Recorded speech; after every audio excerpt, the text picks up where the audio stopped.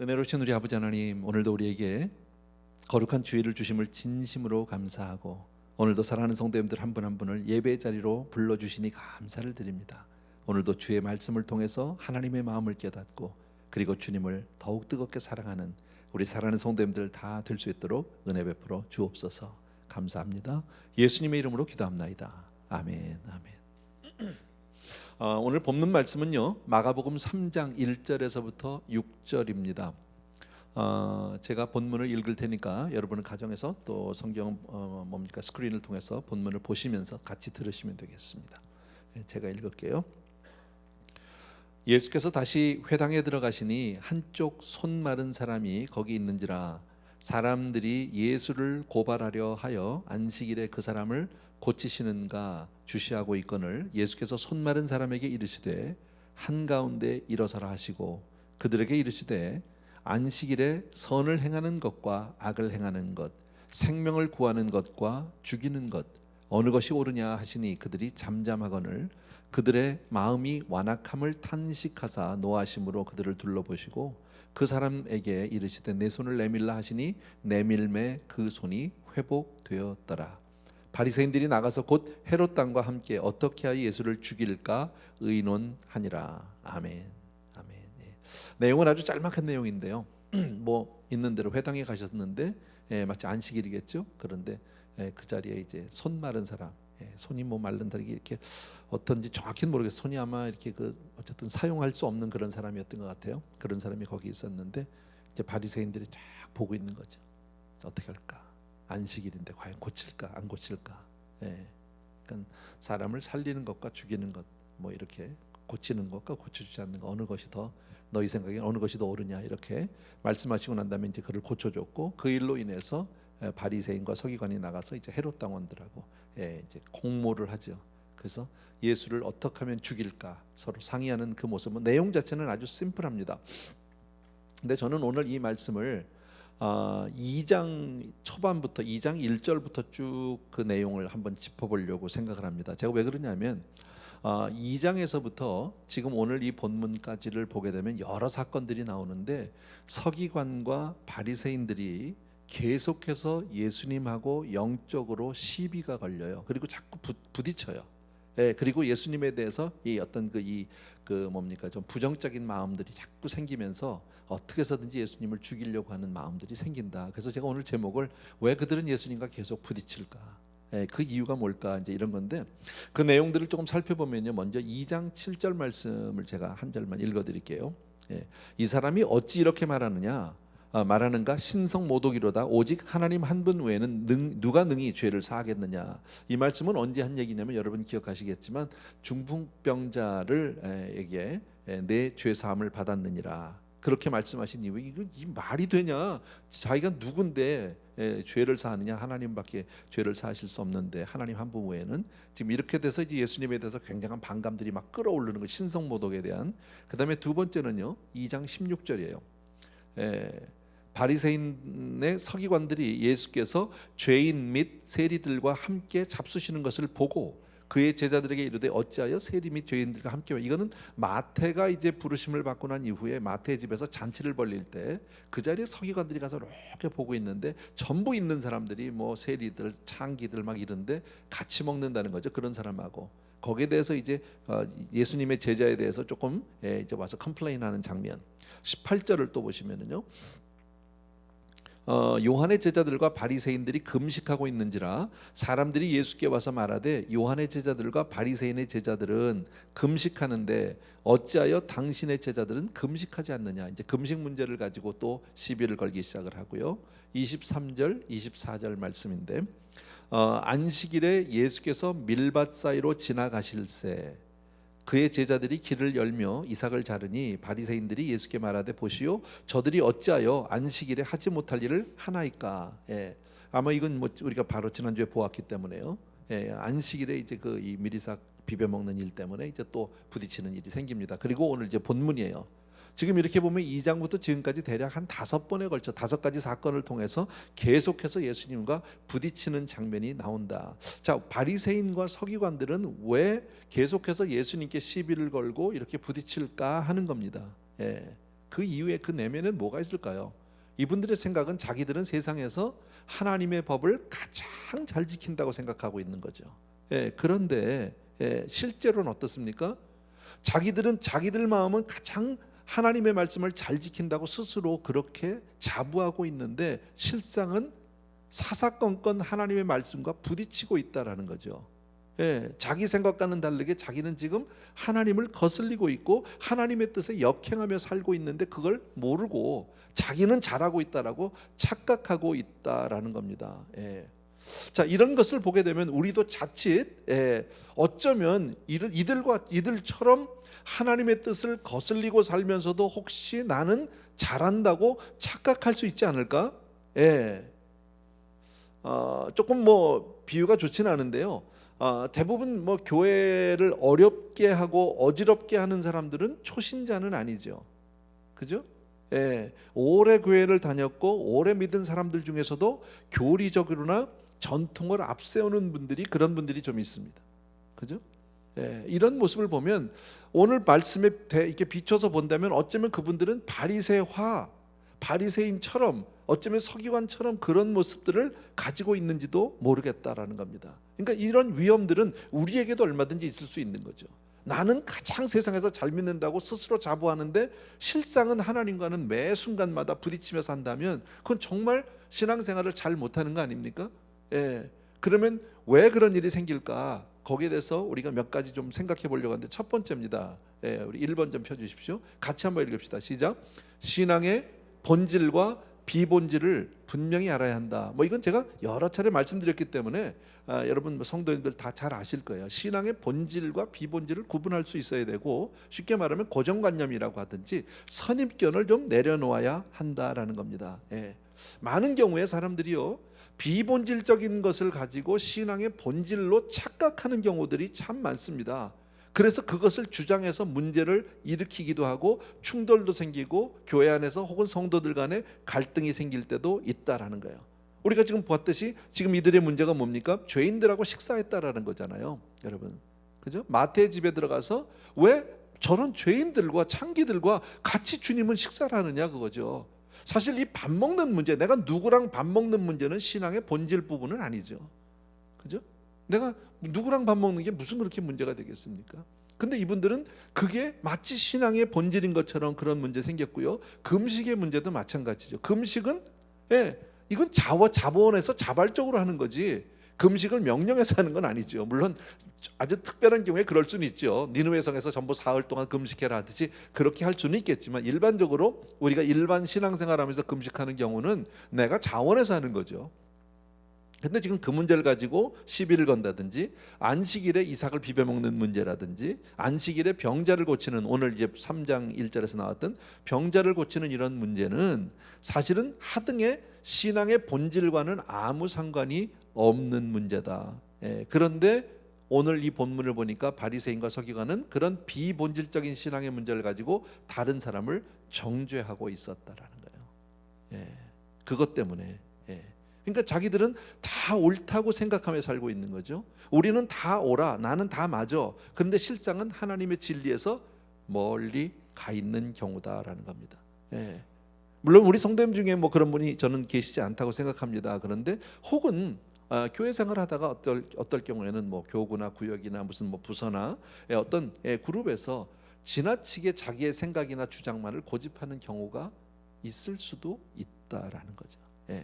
근데 신앙의 본질과 상관없는 것을 마치 진리인 것처럼 주장하고 그것을 막 그냥 압박하고 그것으로 만약에 그렇게 된다면 나는 신앙생활을 잘 못하고 있는 것이다. 제가 이런 어떤 좋은 예화가 없을까 하고 좀 예화를 찾다가 재미난 예화를 좀 하나 몇 가지를 좀 봤어요. 여러분 먼저 수도꼭지 얘기를 하나 하려고 그래요. 호텔 수도꼭지 이렇게 써놨는데 이게 뭐냐면 그 아프리카 지역은 굉장히 물이 귀하잖아요. 그리고 물이 막 더럽고 그래서 우리 가끔 이제 온물 사역도 하고 이제 그런 뭐 정수기도 보내주고 이렇게 하는데 그 아프리카에 사는 사람이 어떤 이유로 미국에 여행을 할 수 있게 되었답니다. 그래서 와서 미국에 여행을 하면서 이제 호텔에 들어갔죠. 그래서 이제 호텔에 들어서 이제 화장실에 가서 목욕탕에 가가지고 물을 탁 틀었는데 수도꼭지를 트니까 그냥 물이 이 깨끗한 물이 막 콸콸콸콸 나오는 게 너무 좋았다는 거예요. 잠궈보고 또 열고 잠궈보고 또 나 열기만 하면 물이 막 깨끗한 물이 나오니까 이게 너무 자기가 정말 이 감동이 됐어요. 그래서 야, 이거를 우리 마을 사람들에게 줘야 되겠다. 그리고 정말 해서는 안 되는 일이지만요, 밤에 몰래 호텔에서 수도꼭지를 뜯었답니다. 예. 그래가지고 그걸 그냥 꽁꽁 싸가지고 여행을 마치고 이제 가방에다 넣어가지고 갔어요.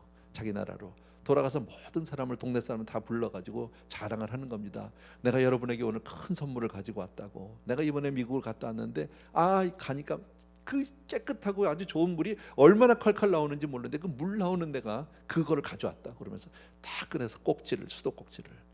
예. 물론 뭐 우스갯얘기인지 잘 모르겠습니다만은 나올까요? 그러니까 진짜 수원지 물이 나오는 수도관이라든지 이 수원지는 전혀 생각하지 않고 본질은 아니고 비본질 정도만 하나 붙들고 있는 그런 거죠. 성경에도 보면 그런 내용 가운데 하나가 있어요. 여러분 고린도서에 보면 나오는데 초대교회 때 그 왜 먹는 문제 가지고 음식 논쟁이라고 제가 아마 거기 드린 것 같아요. 두 번째, 안 펴줘도 괜찮아요. 그 고린도 교회 고린도서를 보면 나오는데 고린도 성도님들이 이제 시장에 가서 이제 음식을 사 먹다가 고기가 나오는데 이게 이제 이 종류가 급이 있는 거지. 여기도 보면 뭐 있죠. 뭐 이게 뭐 프라임이 있고 좀 안 프라임도 있고 뭐 그렇잖아요. 예. 본문을 써놓으셨구나. 오케이, 미안합니다. 제가 이걸 할 줄 알면 내가 탁탁탁 하면 좋은데 제가 이런 걸 잘 못해가지고요. 어쨌든 근데 이제 우상에게 바쳤다가 뒷문으로 나오는 고기들, 야매지 이게 싸게 나오는 게 시장에. 그 고기는 고기인데 이게 우상에게 바쳤던 거니까 이걸 먹을 수도 없고 안 먹을 수도 없고 해서 하는 문제가 나오잖아요. 우리 고린도서 공부할 때 우리 같이 다 공부했는데, 그때 이제 그 문제 가지고 이제 고민을 할 때 바울이 이렇게 얘기를 하죠. 고린도전서 8장 8절인데 아까 본문이 나왔었죠. 제가 읽을게요. 음식은 우리를 하나님 앞에서 내세우지 못하나니 우리가 먹지 않는다고 해서 더 못 사는 것도 아니고 먹는다고 해서 더 잘 사는 것도 아니니라. 먹는 건 상관없다. 먹어도 되고 안 먹어도 된다. 뭐 요즘엔 그런 일 없지만 옛날에 뭐 고사떡 먹어야 돼요, 말아야 돼요? 네 맘대로 하세요. 답은요, 사실은 믿음대로 하는 거예요. 그냥 떡은 떡이에요. 그게 깨림직해. 고사떡이라 마음이 그러면 안 먹어야죠. 그만큼 나는 믿음에 거기에 대해서 자유함이 없는 거니까. 근데 그냥 떡이라고 생각하고 먹으면 먹는 거다라는 거예요. 성경 말씀이 오늘 그것을 우리에게 했는데 이것은 왜 신앙의 본질적인 문제가 아니라는 거죠. 뭐 흔한 얘기로 우리 그런 얘기 들어보죠. 어떤 뭐 이민교회에서, 우리도 이민교회지만 교회당을 건축하다가 큰 싸움이 나가지고 교회가 그냥 갈라졌대잖아요. 근데 그 싸운 이유가 뭐예요? 카펫 색깔을 무슨 색깔로 하느냐. 교회 카펫은 빨간색이어야 된다. 그랬더니 이제 한쪽에서 무슨 소리냐. 요새는 그렇지 않다. 요새는 파란색도 한다. 그래서 빨간 파와 파란 파가 싸우다가 교회가 갈라졌다는 거 아닙니까? 뭐 실화는 아니겠지만 그런 우스갯 얘기들이 있죠, 여러분. 그러니까 성 어거스틴이 이런 말씀을 했어요. 어거스틴이 우리 같이 한번 읽어봅시다. 이것은요, 시작. 본질적인 문제에는 하나됨을, 비본질적인 문제에는 자유함을, 그리고 모든 문제에는 넉넉한 사랑을. 본질 문제에서는 하나, 신앙의 본질에 대해서는 우리가 딱 하나 돼야죠. 그건 흔들리면 안 되죠. 근데 비본질적인 문제는 그런 건 서로 좀 여유 있게 너그럽게 이해하자. 자유함이 있다. 그다음에 모든 문제에 대해서 넉넉한 사랑으로, 이렇게 뭐 우리가 다 아는 얘기를 이렇게 잘 정리해 놨습니다. 그래서 우리 교회 안에도 그런 본질과 비본질의 문제들을 많이 이제 부딪히다. 우리 교회는 뭐 그런 일이 거의 없는 것 같아요. 뭐 예를 들면 예배 순서를 어떻게 하느냐. 사실 저희는 뭐 주보도 조그맣지만 주보에 무슨 예배 순서가 안 나오잖아요. 쭉 나오는 게. 안 나온 이유 가운데 하나는 저는 처음 주보를 만들 때 그랬어요. 다 하는 거잖아. 근데 그거 뭐 굳이 다 써서 한 페이지를 사용해야 될 이유가 없을 것 같더라고. 그래서 저는 말씀하고 이제 본문 뭐 제목하고만 이렇게 나오는데 그러니까 좋은 점도 있어요. 예배 순서를 가다가 살짝 바꿔도 아무도 뭐라고 얘기 안 해. 그런 건 있더라고. 저는 해보니까. 왜 가끔가다 예배 시간이 좀 쫓기면 뭐 성찬식과 뭐가 예식이만 쫓기면 제가 한두 가지 빼기도 하고 그러거든요. 그런데 그래도 뭐 누가 거기에 대해서 불편하다고 하는 분은 없었어요. 근데 보통 이제 그 전통적인 교회에서는 그 예배 순서 하나만 바뀌면 큰일 나죠. 막 그것 때문에 뭐 성도님들이 불편해지고 이제 그런 일이.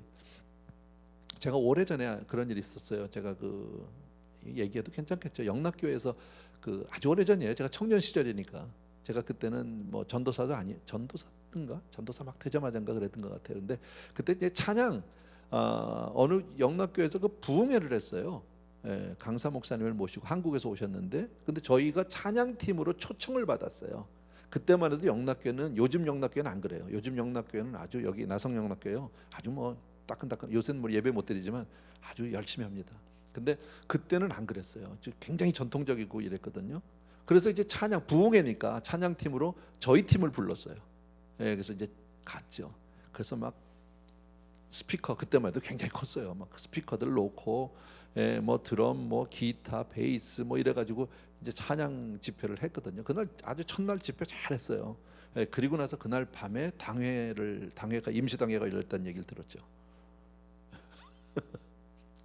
이게 본당에서 드럼 치고 이게 기타 치고 이게 말이 되느냐? 이거 안 된다. 이래가지고 뭐 된다, 안 된다, 된다, 안 된다. 그러다가 그 다음 날은 어디까지 해결이 됐냐면요, 하긴 하되 볼륨을 많이 줄이고, 그 다음에 찬양하는 사람들이 서서 그 자리에서 절대 움직이지 않고 하는 걸로 이렇게 이제 절충안이 왔어요. 그래서 그렇게 했어요. 이렇게 막 서서 막 찬양하고 막 뭐 율동하고 그런 거 못하고 이렇게 가만히 서서 하는 걸로 했던 적이 있어요. 뭐 교회의 어떤 문화에 맞지 않으니까 그렇게 하신 것 같은데, 그건 사실 신앙의 본질과 아무 상관이 없는 문제죠. 그것 가지고 우리가 정죄하거나 판단할 필요는 없다라는 겁니다. 또 어떤 교회에서는 성경의 어떤 번역본을 보느냐 가지고 따지는 교회들도 있습니다. 요즘 그 번역은 못 쓴다고. 그냥 킹 제임스 버전만 써야 된다고 뭐 이런 사람들도 있습니다. 너무 그렇게 주장하면요, 그거 조금 위험한 사람입니다. 사실 그거 중요하지 않습니다. 뭐 교회 내에서 어떤 악기를 써야 되느냐 이런 문제들도 그 별로 그렇게 큰 문제는 아니다. 찬양대가 가운을 입어야 되느냐 말아야 되느냐, 그게 무슨 예배의 본질하고 무슨 상관이 있겠습니까? 이제 마치 그런 논쟁이다라는 겁니다. 근데 아무것도 아닌 것 같은데요, 이런 본질 비본질 문제가 헷갈리면 사실은 신앙의 위기가 올 수도 있어요. 여러분, 로마 교회가 망할 때 로마가 같이 망했던 거 아세요? 로마 교회가 망할 때 로마가 같이 망했는데, 그때의 교회, 로마 교회 신부들이 죄를 회개하고 바르게 살려고 하나님 앞에 나가서 통에 자복하고 매달린 것이 아니라, 그때 뭐 했냐면요, 교회사에 보면 나오는 이야기인데요, 바늘 끝에 천사가 몇 명이 앉을 수 있느냐. 지금 우리가 생각하면 뭘 말 같지도 않은 소리 하고 앉아서 이러고 끝날 거예요, 우리가. 근데 그 아무것도, 바늘 끝에는 천사는 몇 명까지 앉을 수 있느냐라는 논쟁을 사흘을 했답니다. 이게 교회사에 나오는 이야기입니다. 제가 성찬식 때 가끔 말씀드리죠. 그때 당시에 처음에는 이 화채설을 주장을 하니까 마치 이거 우리가 먹는 빵이 예수님의 몸이요, 실제 이는 내 몸이니 살이니 그렇게 말씀하셨잖아요. 그러다가 몸이라고 했는데 먹다가 남았단 말이에요. 성찬식을 하다가 남았어. 버릴 수가 없잖아, 예수님의 몸을. 그래서 부엌에다 잘 갖다 놨는데 그날 밤에 쥐가 먹었대요. 그래서 이제 그게 또 교회 그 회의가 됩니다. 뭐 주님의 몸을 먹은 쥐는 영생을 얻은 거냐 못 얻은 거냐, 이제 그러다가 망했다니까. 그러다가 러시아 교회가 부패할 때 러시아에 공산혁명이 일어납니다. 러시아 교회가 부패하니까 러시아 제국이 망하잖아요. 망하면서 공산혁명이 일어나는데, 그때 그들이 했던 그 논쟁 가운데 하나가, 이것도 교회사에 이게 나오는 건데, 러시아 교회 정교 신부들이 모여서 한 일이 바로 뭐냐면, 미사를 집례할 때 황금색 가운을 입어야 한다는 사람과 미사를 집례할 때는 그러니까 붉은색 가운을 입어야 된다는 논쟁 때문에 싸우고 있었어요.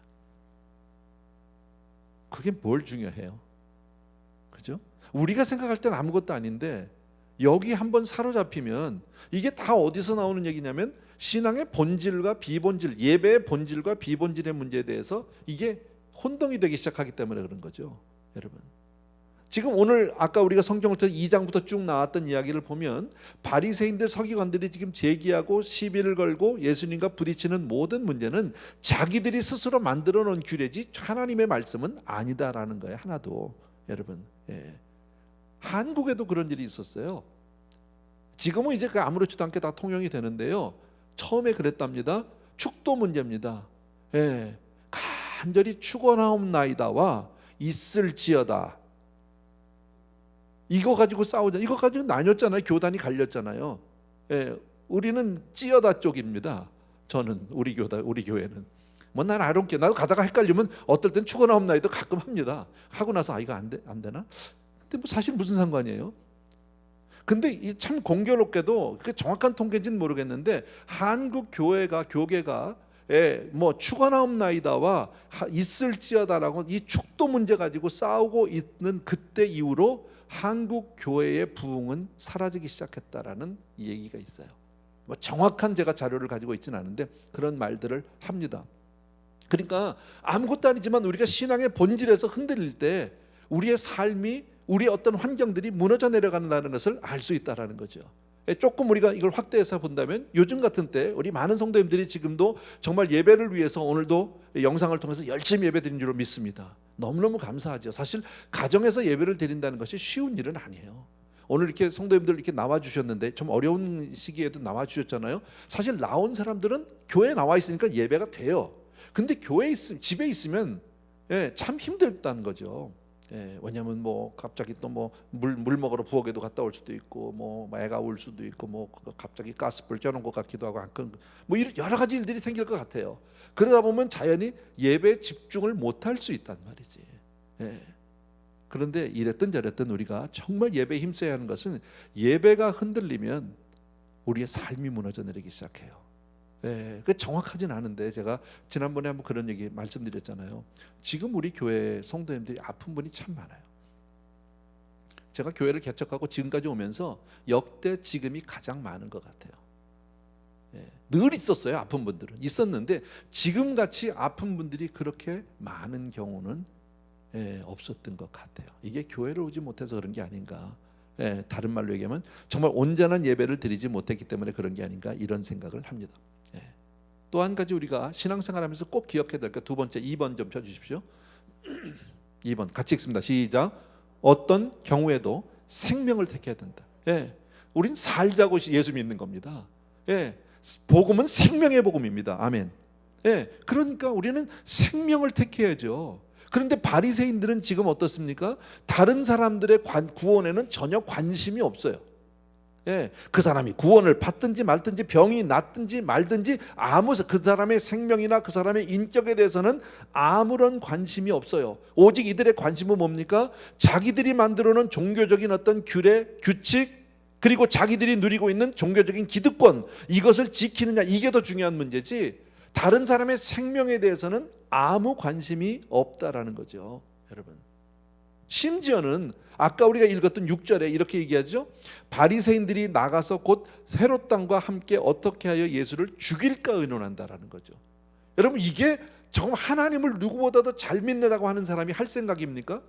누굴 죽일 생각을 하고 있다. 살려야죠. 죽을 사람도 살려야 되는 게 뭡니까? 신앙인의 자세 아닙니까? 그런데 가장 잘 믿는다고 자처하고 있는 사람이 예수님을 죽이려고 하는데 더군다나 누구하고 함께 작당을 하느냐? 헤롯 왕.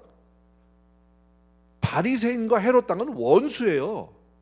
헤롯 왕은 어떤 사람들이냐면 로마 정권 밑에서 빌붙어서 사는 사람들이에요. 거기에서 아부하면서, 그러니까 로마 정권이 미국이래 이스라엘을 다스려야 된다라고 그렇게 믿는 사람이 친일파죠. 우리식으로 얘기하면요. 이 바리새파는요 독립투사예요. 독립운동하는 사람들이에요. 우리식으로 말하면요. 근데 이 둘이 작당을 같이 합니다. 공모를 누구 죽이겠다고, 예수님 잡자고.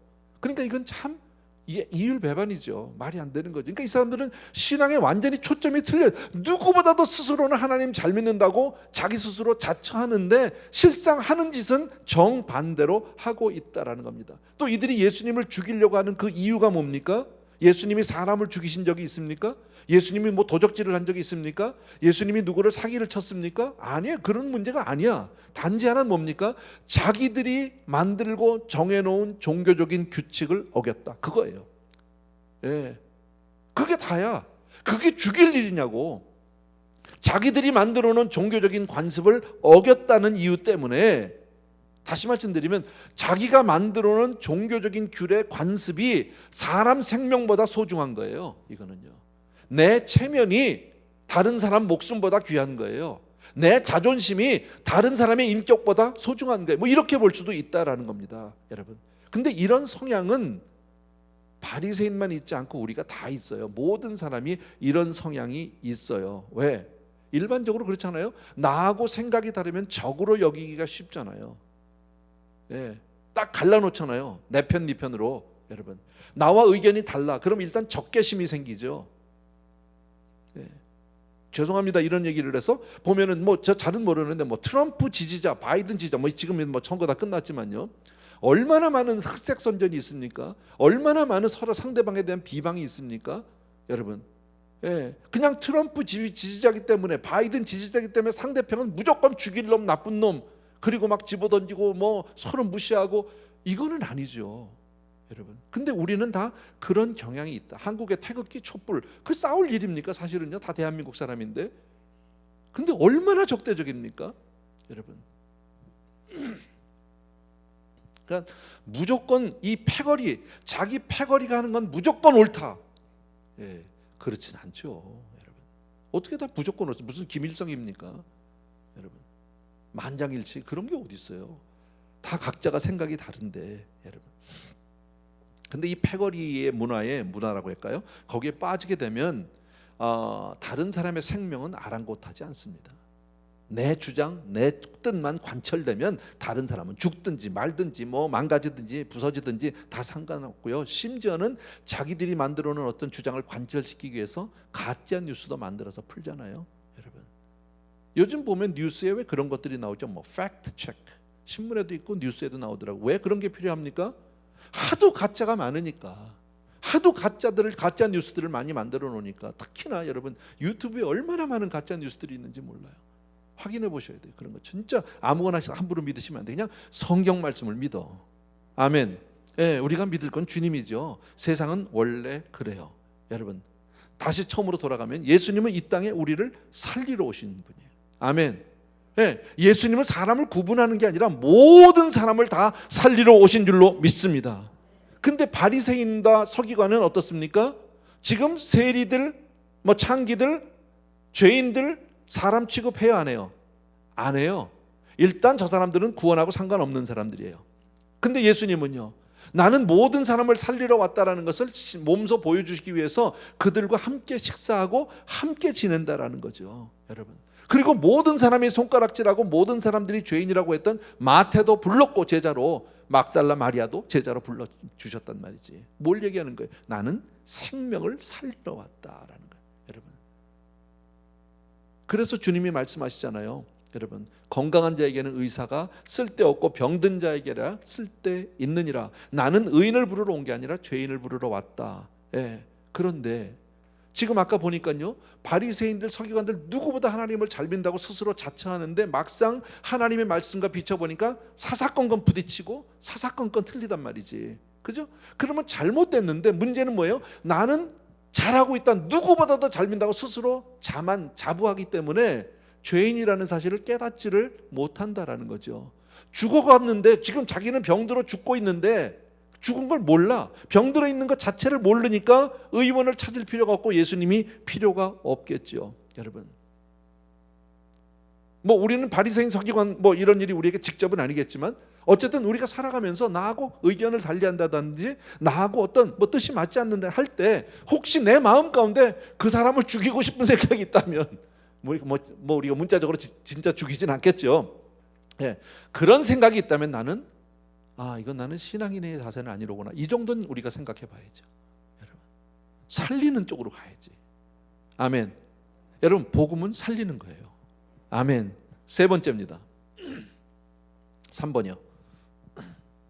네, 다 같이 시작. 생각을 바꿔야 된다. 다른 말로 하면 새술은 새부대, 그 얘기예요. 생각을 바꿔야 된다. 여러분, 저와 여러분이 얻은 이 복음은 새술이에요. 새 생명이에요. 아멘. 그래서 정말 이제는 새술, 새부대, 새 생명이 들어왔는데 그것을 옛 낡은 부대에다 넣으면 터져버릴 수밖에 없다라는 거죠. 옛 문화에다가 그걸 전부 배입하면 안 된다라는 거죠. 여러분, 그 이야기를 주님이 지난번에 우리가 2장에서 공부했거든. 혼인잔치를 비유하면서 말씀을 해주셨어요. 여러분, 예수를 믿는 것은 마치 신랑과 함께하는 삶이다. 신랑이 같이 있으면 누가 그때 금식을 하겠니? 이것은 기쁜 일이다. 잔치하는 일이다. 여러분, 저와 여러분에게 하나님의 은혜와 구원이 임한 줄로 믿습니다. 그러면 우리는 당연히 기뻐야 하는 거예요. 감사해야 하는 거예요. 여러분, 그래서 내 삶 속에 날마다 세상이 알지 못하는 참된 기쁨과 평화가 있는 거예요. 아멘. 우리가 지금 아무리 어렵고 힘든 시절을 우리 지나고 있지만, 사실 코로나 백신도 거의 나왔다고 하는데도 이게 언제 맞을지 모르잖아. 또 신문에 보니까 약이 아직 부족하다는데, 이게 한두 사람 맞는다고 해결되는 문제도 아니잖아. 다 맞아야 되는 거잖아. 지금요. 오래 갈 것 같아요. 잘 모르겠어요. 그러나 우리는 똑같이 어려운 시절을 조심하면서 우리도 다 마스크 쓰고 그렇게 하는데 살지만, 우리 성도의 마음 가운데는 뭐가 있습니까? 소망이 있어요. 하나님이 하신다는 거예요. 아멘. 언젠지는 몰라. 하나님 분명히 이 일을 통해서 이루실 일이 있다 믿습니다. 분명히 합력해서 선을 이루어줄 줄로 믿습니다. 우리는 그 약속의 그날을 기다리고 사는 거 아닙니까? 그런 세상이 알지 못하는 참 기쁨과 이 정말 은혜와 그 감사는 신랑과 함께한 사람만이 있는 줄로 믿습니다. 그런데 그러니까 자연히 얼굴이 밝아야죠. 어려운 가운데도 늘 감사하다고 그러죠. 제가 참 고마운 게 성도님들 전화도 하고 신방 전화하고 이러면은요, 아유 힘드시죠. 저도 미안해. 맨날 하는 얘기가 똑같으니까 요즘 그러니까 아유 요새 많이 힘드시죠. 어렵죠. 이렇게 얘기하면요, 우리 성도님들 대답이 너무 고마워요. 어렵겠죠. 근데 뭐라고 하냐면 괜찮아요 목사님. 고마워요. 그리고 저희들을 위로해 주신다니까요. 목사님 너무 힘드시죠. 금년 한 해 동안 정말 힘드셨죠. 저는 사실 그런 얘기를 들으면요, 정말 몸둘 바를 모르겠어요. 정말 마음고생은 많이 했어. 마음고생은 진짜로. 근데 저만 그런 게 아니잖아. 성도님들, 제가 어저께인가 며칠 전에 LA를 한번 나갔었어요. K타운을. 야, 전쟁터 같아. 사람이 없어. 사람이요. 식당 앞에 이렇게 그 텐트들 치고 했는데 그것도 텐트도 지금 다 걷어서 이렇게 뼈대만 남아 있고요. 손님도 없고. 제가 이렇게 낮 시간에 점심 시간을 갔는데요. 점심 시간에 이게 누구를 만나러 갔어요. 만나러 갔는데 이렇게 만날 데가 없더라고. 뭘 사 먹을 수도 없어. 뭘 좀 식사를 대접하려고 그러는데 갈 데가 없더라고. 그 사면 또 어디서 먹어요? 그래서 차 타고 한인타운을 한 2바퀴를 빙글빙글 돌면서 얘기하다가 결국은 그랬죠. 우리가 이러지 말고 그래도 좀 유명한 데를 갑시다. 알려진 데를. 그래서 맥도날드 갔어요. 세계적으로 유명한 식당 맥도날드 가서 햄버거 사가지고 두 남자가 차 안에서 햄버거 먹으면서 이야기 정말 뻘쭘하고 이상하더라고. 근데 제가 그날 보면서 야, 정말 우리 성도님들 정말 힘들겠다. 타운이 이렇게 힘든데, 경기가 없는데, 그런데도 전화하면 다 어떻게 얘기하세요? 괜찮아요 목사님, 감사해요, 하나님 은혜예요, 고마워요. 전부 이렇게 얘기하세요. 이건 믿음이 아니면 할 수 없는 줄로 믿습니다. 여러분, 저와 여러분은 세수를 받은 사람 아닙니까? 하나님의 능력을 받은 사람 아닙니까? 그러니까 우리는 남을 비판하거나 남을 욕하고 저주하는 삶이 아니라 살리는 삶을 살아야 할 줄로 믿습니다. 정죄하는 삶이 아니라 포용하고 정말 용서하고 받아주는 삶을 사는 저와 여러분 되어야 할 줄로 믿습니다. 다른 형제들을 이해하는 사람 되기를 주의 이름으로 축원합니다. 여러분, 그게 바로 예수 믿는 거다라는. 여러분, 오늘 우리 잘 아는 내용들 같이 정리했는데요. 첫 번째, 본질과 비본질의 문제. 우리가 너무 그런데 걸리지 말자. 그런 것 가지고 서로 정죄하고 판단하고 그러지 말자. 제가 말씀드린 대로요. 그리고 두 번째는 바로 뭡니까? 살리는 쪽으로. 복음은 생명입니다. 살리는 쪽으로 우리는 항상 서야 합니다. 세 번째는요, 생각을 바꿔야 합니다. 아멘. 우리 같이 한번 찬송 드리고 우리 기도하겠습니다. 귀하신 주여 날 붙드사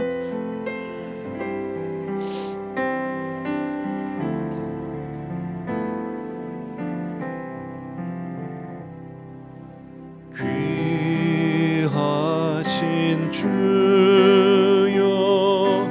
날 붙드사 주께로 날마다 더 가까이 저 하늘 나라 나 올라가 구주의 품 안에 늘 안기어 영생의 복 받기 원합니다. 4절 합시다. 이 세상 내가 이 세상 내가 살 동안에 주께로 날마다 더 가까이 저 배는 천국 나 들어가 한없는 복락을 다 얻도록 풍성한 은혜를 주옵소서. 아멘, 아멘. 우리 시간 같이 한번 기도하는데요. 오늘 주신 말씀 정말 신앙의 가장 기본적인 오늘 말씀입니다. 우리 바리새인이나 서기관처럼 그렇게 하나님 앞에 슬픈 자가 되지 않게 해달라고, 또 내가 항상 정말 비본질적인 문제 때문에 쓸데없이 우리의 마음과 생각 혹은 내 에너지를 빼앗기지 않는, 정말 주님 항상 본질에 주님만 사랑하는 그런 사람 되게 해달라고 기도해 주시고요. 아까 말씀드린 대로 또 우리 한 사람 한 사람이 정말 새 마음 갖게 해달라고 기도해 주시기 바라고, 어떤 경우에도 살리는 쪽으로, 생명 쪽으로 그렇게 내 생각과 마음을 바꿔주옵소서 하는 마음으로 이 시간 같이 한번 기도하겠습니다. 사랑하는 우리 아버지 하나님, 오늘도 주신 말씀을 기억하면서 우리들이 기도합니다. 참 좋으신 아버지, 오늘 아버지의 주님 그동안의 복음을 통해서 우리가 사랑하는 성도들과 함께 아버지 한 케이스 한 사건 사건을 돌아보면서 같이 은혜를 나누고 있습니다. 아버지 하나님, 우리 교회가 정말 본질에 충실한 교회 되게 해주시기 원하고, 사랑하는 성도님들 한 분 한 분이 정말 본질에 충만하시도록 도와주기를 원합니다. 쓸데없이 편협한 문제로, 지역적인 문제로, 비본적인 문제 때문에 아버지의 사람들을 잃지 않게 도와주시기 원하고, 사랑하는 우리 아버지, 어떤 경우에도 우리는 생명을 살리는 쪽으로 서는 사람들이 될 수 있도록 도와주시기를 원합니다. 바리새인들처럼 그렇게 정말 아버지 예수님을 죽이려고 그렇게 저기 돼서 서지 않도록 도와주시기 원하고, 내 생각과 내 뜻과 맞지 않는다고, 함께하지 않는다고 아버지의 주여 정말 적대시하고 아버지의 그들을 판단하거나 정죄하지 않도록 도와주시기를 간절히 소원합니다. 우리의 생각을 바꾸게 도와주시기를 원합니다. 항상 주님과 함께하신, 나와 함께하시는 주님을 기억하고 늘 감사하고 기뻐하는 아버지의 주여 하나님의 은혜 가운데 사는 우리 사랑하는 사람들 되게 도와주시고, 어떤 경우에도 우리의 소원이, 우리의 소망이 식지 않도록 주여 도와주시옵소서. 함께하신 주님 진심으로 감사합니다. 예수님 이름으로 기도합니다. 우리 자리에서 조용히 일어나셔서 다시 한번 우리 1절 합시다. 귀하신 주여, 귀하신 주여 날 붙드사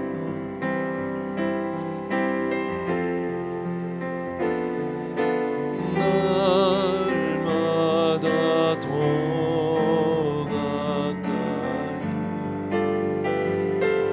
저 하늘 나라 나 올라가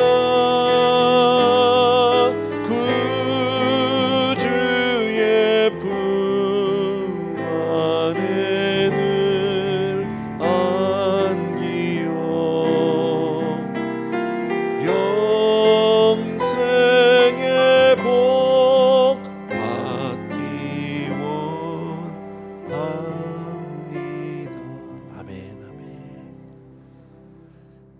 고마우신 우리 아버지 하나님, 오늘도 우리 귀한 성도님들과 함께 주의 말씀을 잘 들을 수 있는 은혜 주심을 진심으로 감사하고, 어렵고 힘든 시절 지나가지만 그러기에 더욱더 주님께로 나향합니다. 더욱더 주님을 의지합니다. 오늘도 예배 자리에 나온 모든 사랑하는 성도님들 한 분 한 분 주님 다 기억하시고 오늘 말씀과 같은 그런 은혜 허락하여 주시옵소서. 언제든지 주님 손 꼭 붙들고 승리하는 성도님들 다 되게 하여 주시옵소서. 사랑하는 성도님들이 오늘도 정성껏 귀한 예물들을 저마다 준비했고 하나님께로 올려드립니다. 아름다운 우리 마음의 표현이요 또 헌신이요 하나님을 향한 사랑의 고백입니다. 귀한 성도님들의 삶을 대신해서 드리는 아름다운 예물 주님 받아 주시옵소서. 이제는 우리 주 예수 그리스도의 은혜와 하나님 아버지 극진하신 그 사랑하심과 성령님의 오늘도 우리 한 분 한 분 마음 가운데 정말 은혜로 충만히 채워주시는 놀라운 은총이 이 시간 하나님 앞에 고개 숙인 모든 사랑하는 성도님들 위해 이제로부터 영원토록 함께 계실지어다. 아멘.